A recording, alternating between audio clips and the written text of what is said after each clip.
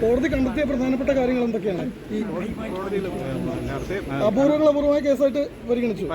അതായത് എല്ലാ കാര്യങ്ങളും, അതായത് കുട്ടികളുടെ റീഹാബിലിറ്റേഷനും പ്രതിയുടെ സ്വഭാവ രീതിയും സംഭവങ്ങൾ നടത്തിയ രീതിയും പിന്നെ അയാൾക്കൊരു റീമോഴ്സിനോ റീഹാബിലിറ്റേഷനോ യാതൊരു സ്കോപ്പില്ല എന്നും അതിനുകൂടാതെ അയാൾ കൽപ്പിച്ചുകൂട്ടി ചെയ്തതാണ് എന്നുള്ളതടക്കം പോൾ ബ്ലാഡർ മർഡറാണ് എന്നുള്ളതടക്കം കോടതി കണ്ടെത്തിയിട്ടുണ്ട്.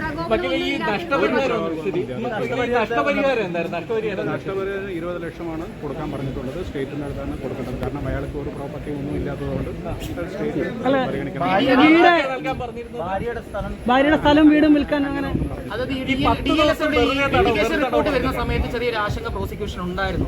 എന്താ വെച്ചാൽ അയാൾക്ക് ഒരു പെട്ടെന്ന് ഒരു സുമുഹൂർത്തത്തിൽ അയാൾക്ക് റീമോഴ്സിന് ഒരു റിഗ്രറ്റിന് ഒരു ചാൻസ് ഉണ്ട് എന്ന് പറഞ്ഞപ്പോൾ നമ്മൾ ഞെട്ടുന്ന കാര്യങ്ങളാണ്. പക്ഷേ നമ്മളത് കോടതിയെ ബോധ്യപ്പെടുത്തിയിട്ടുണ്ട്.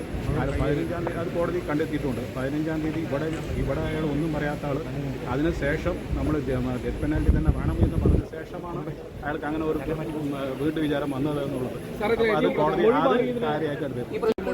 ചില കാര്യങ്ങൾ പറഞ്ഞ പ്രതിക്ക് മാനസിക സമ്മർദ്ദം ഉണ്ടായിരുന്നു എന്നൊക്കെ തെളിയിക്കാൻ ശ്രമിച്ചിരുന്നു. അതെല്ലാം തെളിയിക്കാൻ പോയി. അതിനാണ് കോടതി എൻ്റെ സൈക്കോളജിസ്റ്റിന് ബോർഡിൻ്റെ റിപ്പോർട്ട് തന്നെ ആവശ്യപ്പെട്ടത്. ആ ബോർഡിൻ്റെ റിപ്പോർട്ട് ആവശ്യപ്പെട്ട് അതിൽ ഇയാൾക്ക് യാതൊരു കുഴപ്പമില്ല എന്നുള്ളത് കണ്ടെത്തി.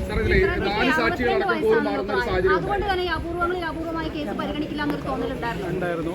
അല്ല, നമ്മളത് കോടതിയിൽ അത് പറഞ്ഞതുകൊണ്ട് അയാൾ മിഡിൽ ഏജ്ഡ് പേഴ്സണാണ്, ഏബിൾഡ് ബോഡി പേഴ്സണാണ്. അയാൾക്ക് യാതൊരു അസുഖവും ഇല്ല എന്നുള്ളത്. 4 സാക്ഷികൾ കൂറുമാറുന്ന സാഹചര്യം, 4 സാക്ഷികൾ കൂറുമാറുന്ന സാഹചര്യം ഉണ്ടായി.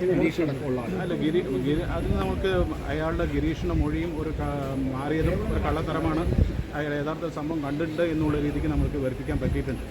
ഗൂഗിൾ ലൊക്കേഷൻ എന്താ സാക്ഷ്യമായിട്ട് തെളിയില്ല. അയാൾ ക്രോസ് ചെയ്തിട്ട് കിട്ടിയതാണ് കാര്യങ്ങൾ. കാരണം 10:35 ആ സ്ത്രീ മരിച്ചത്. രണ്ടാമത് ലക്ഷ്മി എന്ന സ്ത്രീ മരിച്ചത്.